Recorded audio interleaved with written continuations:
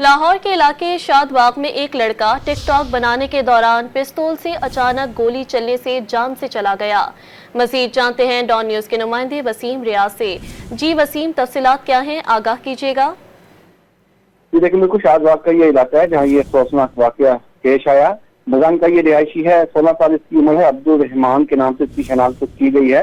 शादबाग का इलाका वसंतपुरा में अपने मामू के घर ये गया था, जहाँ घर की तीसरी मंजिल पर छत पर खड़ा ये टिकटॉक बनाते हुए पिस्टल से जो है वो टिकटॉक बना रहा था कि अचानक गोली चल जाने से जो है वो शदीद जख्मी हुआ, जिसको फौरी तौर पर अस्पताल मुंतकिल किया गया। लेकिन जो अब्दुल रहमान है वो अस्पताल पहुंचते ही दम तोड़ गया।